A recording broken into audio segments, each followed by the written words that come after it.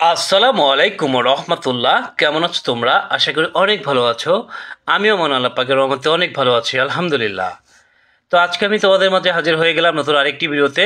আর আজকের এই ভিডিওটা হচ্ছে চেঞ্জিং সেন্টেন্স কমপ্লেক্স করার সহজ উপায়। এর আগে কিভাবে সিম্পল করবে সেই টেকনিক তোমাদের মাঝে শেয়ার করেছিলাম। তো আজকে কমপ্লেক্স করার সহজ উপায়। তো কমপ্লেক্স করার সহজ উপায় বলে দেব। তো অবশ্যই এটি মাত্র গুটি কয়েক রুলের মাধ্যমে, এখানে এটা রুলও বলা যায় না, ঠিক আছে, জাস্ট টেকনিক। তো টেকনিকের মাধ্যমে বলে দেব, ঠিক আছে, তোমাদের কোনো রুলস মুখস্থ করতে হবে না। তো বিষয়টা তোমাদের জন্য খুবই ইন্টারেস্টিং হতে যাচ্ছে। তো অবশ্যই ভিডিওটি শুরু থেকে শেষ পর্যন্ত কন্টিনিউ করো। যারা আমার চ্যানেলটি এখনও সাবস্ক্রাইব করো নাই তারা দ্রুত সাবস্ক্রাইব করে দাও, আর যারা করেছো তাদেরকে অসংখ্য ধন্যবাদ।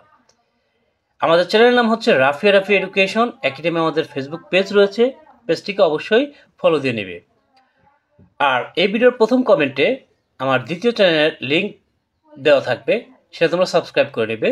সেই চ্যানেলটি হচ্ছে চাকরি এবং অ্যাডমিশনের জন্য টিপস অ্যান্ড ট্রিক্স।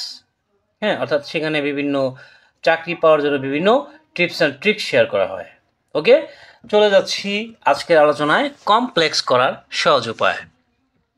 ওকে, তো দেখো এখানে একটি বাক্য দেখতে পাচ্ছ যে in spite of his being poor his honest. তো এইটাকে কি বলছে, যে এটাকে কমপ্লেক্স করতে বলছে, তাই না? তো এটাকে আমরা কমপ্লেক্স করব।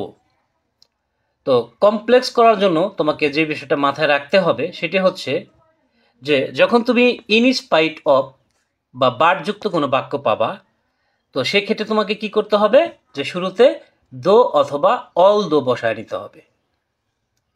আমি আবার বলছি যে ইন স্পাইট অফ বা বার্ড যুক্ত থাকে যদি কোনো সেন্টেন্সে, তাহলে সেক্ষেত্রে দো অথবা অল দো তোমাকে শুরুতে রাখতে হবে। এভাবে যদি বাই প্লাস আইএনজি বাই থাকে, অর্থাৎ শুরুতে বাই তারপর আইএনজি থাকে, তো তার জন্য তোমাকে ইফ বসাতে হবে শুরুতে। এভাবে উইদাউট পেলে আনলেস, অবশ্যই বাই এবং উইদাউটের পরে কি থাকবে, আইএনজি থাকবে।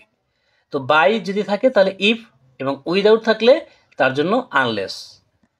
ভার্বের সাথে আইএনজি অথবা সময় যদি বোঝায়, তাহলে সেক্ষেত্রে তোমাকে হোয়েন বসাতে হবে, হোয়েন। আচ্ছা, এরপরে দেখো বিকজ অফ যুক্ত বাক্যে তোমাকে কি করতে হবে, এস বা সিন্স কথাটা বসায় নিতে হবে। এস বা সিন্স কথাটা বসায় নেবা। আচ্ছা, এরপরে দেখো যে যখন two dot dot two, two dot dot two অথবা ভেরি ডট ডট অ্যান্ড থাকবে, তো এখানে দেখো টু এর জন্য তোমাকে কি দিতে হবে, সো। আর পরবর্তীতে আরেকটা টু রয়েছে তার জন্য দ্যাট।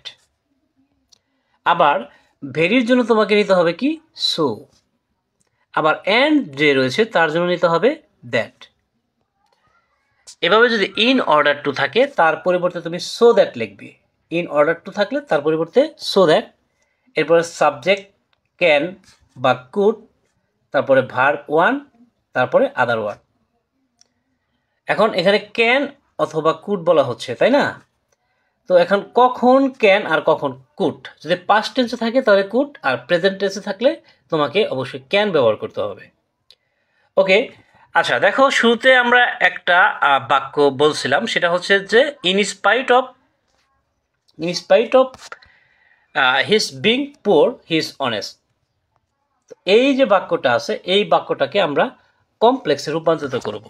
তো আমি তোমাদের আগেই বলছি, যখন কোনো বাক্য ইনস্পাইট অফ দিয়ে শুরু হবে, ইনস্পাইট অফ দিয়ে শুরু হবে, দেখো এখানে কি আছে, ইনস্পাইট অফ কথাটা আছে, তখন তার জন্য তোমাকে শুরুতে দো অথবা অল দো, এই দুইটার মধ্যে থেকে একটা তোমাকে শুরুতে বসায় দিতে হবে। তো এখানে যেহেতু ইনস্পাইট অফ কথাটা আছে, দেখো ইনস্পাইট অফ কথাটা আছে, কিন্তু তো এইটার জন্য তোমাকে কি বসাইতে হবে, শুরুতে দো বসাইতে হবে, দো। অল দো নিলেও চলবে, দো নিলেও চলবে, দো বসাইলাম। এখন দেখো যে ইনস্পাইট অফ এই কমার আগ পর্যন্ত অংশে কিন্তু কোনো সাবজেক্ট দেওয়া নাই, কিন্তু দ্বিতীয় অংশে কিন্তু একটা সাবজেক্ট দেওয়া আছে, সেটা হচ্ছে হি। তো এই হিটাকে তুমি বসায় নাও। তো বসাই নিলাম হি। এখন দেখো দ্বিতীয় অংশে হি এর পরে ইস থাকলেও কিন্তু প্রথম অংশে কিন্তু এগুলো নাই, এখানে আইএনজি আছে। এই আইএনজিটার থেকে তুমি আইএনজিকে বাদ দিয়ে দাও। আইএনজি যদি বাদ দিয়ে দাও তাহলে কি থাকে? বি থাকে। এই বিটার মানে কি? বি মানে হচ্ছে এম ইজ আর অথবা ওয়াজ ওয়ার। এখন যেহেতু আমরা এখানে প্রথমত কি পাইছি, যে প্রথমত এখানে ইজ পাইছি। দেখো এখানে কি আছে? প্রথমত ইজ রয়েছে। তো এখানে এই বি এর জন্য আমরা এই আইএনজি যদি উঠাই দিই তাহলে বি থাকে। এই বি মানে কি? এম ইজ আর। তো দো এর পরে সাবজেক্ট হিসেবে কি নিয়েছিলাম আমরা? হি নিয়েছিলাম, দো হি। তো এর হি এর পরে কোনটা বসে? ইজ বসে। এই ইজটা কোথায় পেলাম? কারণ এই বি মানে হচ্ছে ইজ, এই বি মানে ইজ। আইন যদি বাদ দিয়ে দিই, এরপরে বাকি অংশ থাকে কি? পুর। বাকি অংশ পুর। কমা দিয়ে দাও, যেহেতু পুরের পরে কমা ছিল।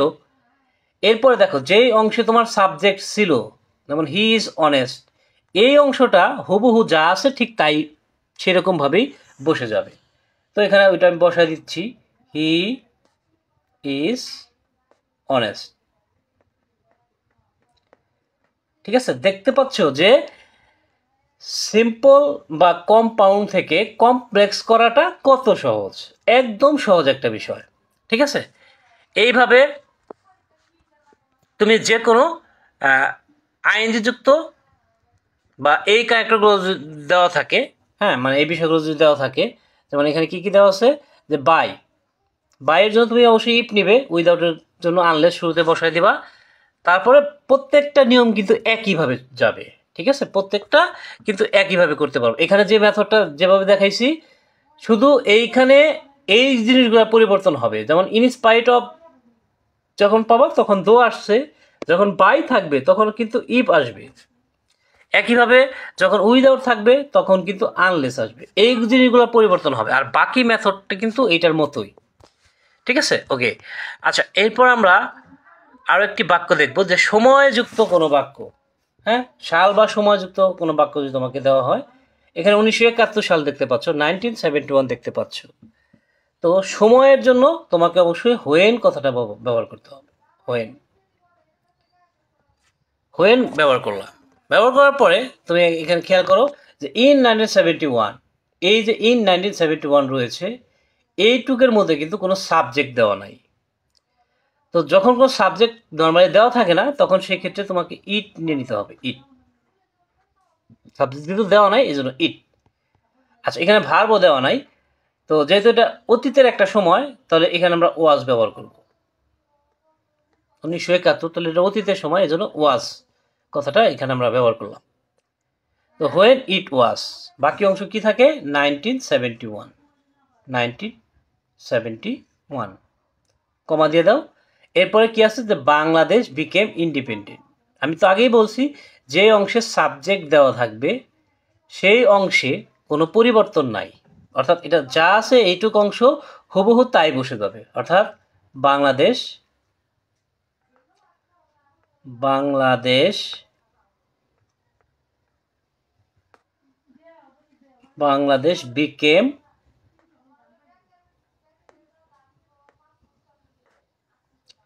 Bangladesh became independent. জাস্ট এখানে বসায় দাও ইন্ডিপেন্ডেন্ট।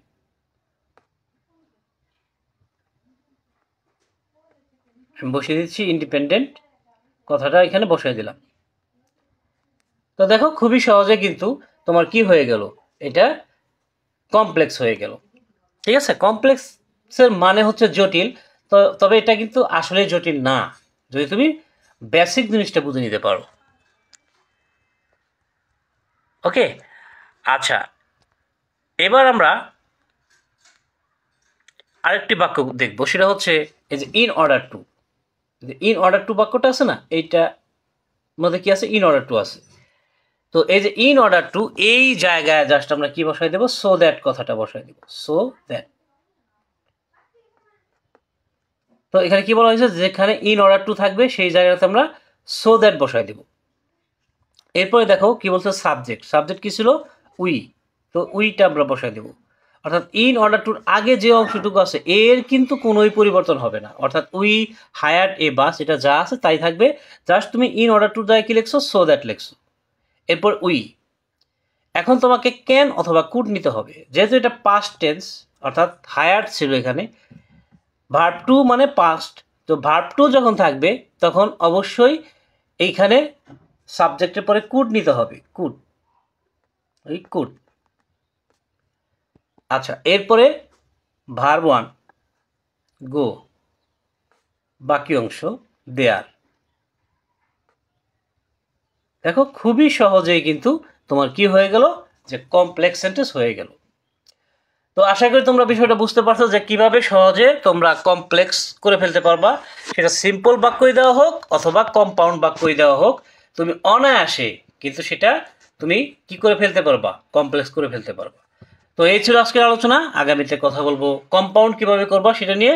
তো সেই পর্যন্ত সবাই ভালো থাকবে, সুস্থ থাকবে, সুন্দর থাকবে। টাটা, আসসালামু আলাইকুম রহমতুল্লাহ।